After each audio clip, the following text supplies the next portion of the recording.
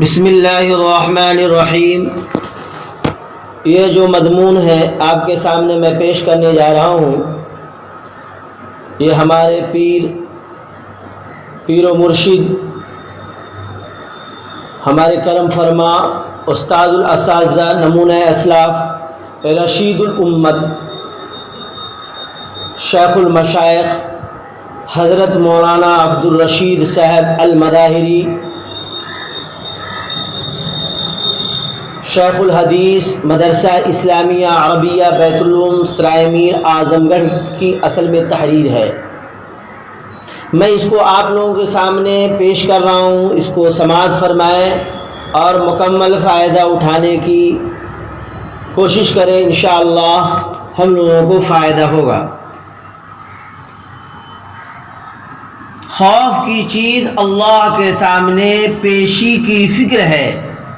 بسم اللہ الرحمن الرحیم، نحمده ونصلی علی رسوله الکریم، اما بعد، اللہم صلی علی محمد النبی الامی وعلی آلہ وسلم تسلیما، اللہم صلی علی محمد النبی الامی وعلی آلہ وسلم تسلیما، اللہم صلی علی محمد النبی الامی وعلی آلہ وسلم تسلیما۔ آج جو وبا پھیلی ہوئی ہے، اللہ تعالی ہر شخص کو اس سے بچائیں، سب کو اپنا حفظ و امان عطا فرمائیں، ہر ایک کو انسانیت کا احترام عطا فرمائیں۔ عام طریقے پر فون پر لوگ دعاؤں کے واسطے کہہ رہے ہیں، ساتھ ہی یہ بھی کہہ رہے ہیں کہ اموات بہت ہو رہی ہیں، لوگ بہت سہمے ہوئے ہیں۔ ظاہر ہے کہ موت کچھ ایسی عجیب چیز ہی واقع ہوئی ہے، لیکن ساری دنیا کا انسان اس بات کا قائل ہے کہ موت ہر ایک کو آنی ہے، اور اس کے واسطے کوئی خاص عمر متعین نہیں ہے۔ ماں کے پیٹ سے لے کر پیدا ہونے تک اور پھر ہر عمر میں موت آتی ہے۔ البتہ ہر ایک کی موت کا وقت الگ الگ علم الہی میں متعین ہے، نہ اس سے پہلے ہو سکتی ہے نہ اس سے مؤخر ہو سکتی ہے، اور اس وقت کا علم کسی کو نہیں۔ ملک الموت کو جب حکم نامہ مل جاتا ہے، روح کو قبض کر لیتے ہیں۔ اب جو خوف اور سہم ہے، اس کی حقیقت کیا ہے اور خوف کا اندازہ کیا ہونا چاہیے، یہ مستقل ایک مضمون ہے۔ حقیقت تو یہ ہے کہ کوئی اس دنیا میں ہمیشہ رہنے کے واسطے نہیں آیا ہے۔ دنیا غل زائل ہے اور آخرت خیر اور ہمیشہ رہنے والی ہے۔ ہمارا ایمان اور عقیدہ یہی ہے۔ امام ابو القاسم قشیری فرماتے ہیں کہ خوف ایسی چیز ہے جس کا تعلق مستقبل سے ہے۔ انسان ڈرتا ہے کہ کوئی ناپسندیدہ حالات پیش آ جائے گی، مرض، فقر وغیرہ، کوئی محبوب، بیوی، بچہ، عزیز، قریب وغیرہ فوت ہو جائے گا۔ یہ ایسی چیز ہے جس کا تعلق مستقبل سے ہے۔ اور ایک خوف اللہ تعالیٰ سے ہے کہ دنیا یا آخرت میں سزا ہو جائے۔ اللہ تعالیٰ سے خوف کرنا فرض ہے۔ اللہ تعالیٰ نے ارشاد فرمایا، وَخَافُونَ إِن كُنتُم مُؤْمِنِينَ، سورہ آل عمران آیت نمبر 75۔ اگر تم ایمان والے ہو تو تم مجھ سے ڈرو۔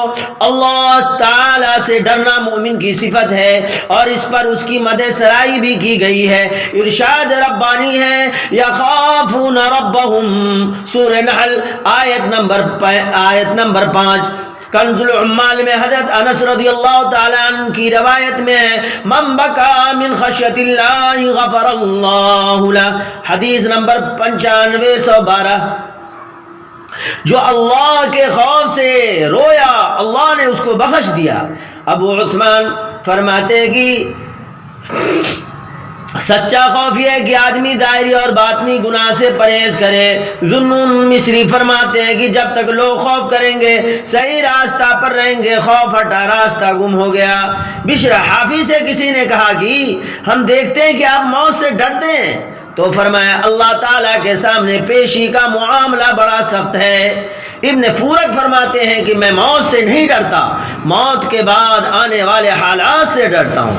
حضرت شبلی سے سوال کیا گیا سورج بوقت غروب کیوں زرد ہو جاتا ہے؟ تو فرمایا اس نے اپنی چال دن بھر کی پوری کر لیا، اس نے اپنی چال دن بھر کی پوری کر لیا، اب رب کے حضور حاضر ہوگا اور کل کے نکلنے کی اجازت لے گا، اس لیے رب کے سامنے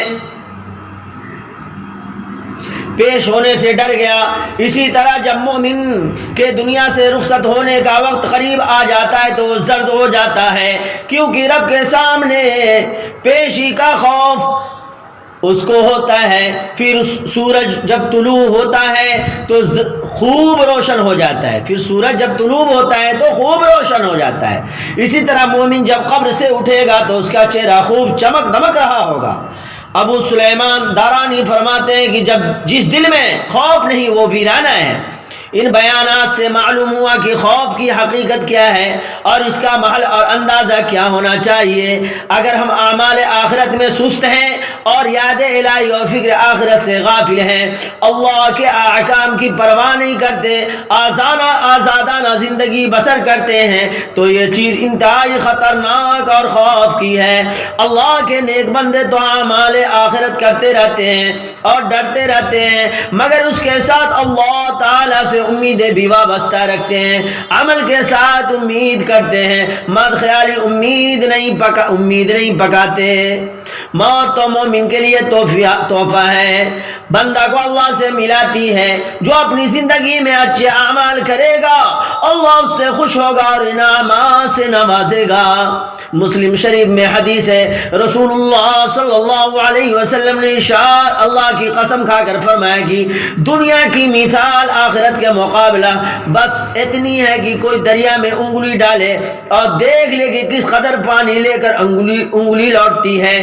حدیث پاک میں شکایت بیان کی گئی ہے کہ انسان بوڑھا ہوتا ہے اور اس کی دو عادتیں جوان ہوتی ہیں، نمبر 1 مال کی حرص، نمبر 2 عمر کی حرص۔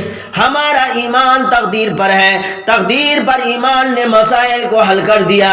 جو واقعہ پیش آئے اللہ کی تقدیر کے حوالے کر کے صبر اختیار کرے، اللہ کی ذات پر اعتراض ہرگز نہ آوے۔ دنیا مسافر خانہ ہے۔ ایک حدیث میں رسول اللہ صلی اللہ علیہ وسلم نے ارشاد فرمایا، میری اور دنیا کی مثال اس سوار کی طرح ہے جس نے کسی درخت کے نیچے رک کے سایہ حاصل کیا پھر روانہ ہو گیا۔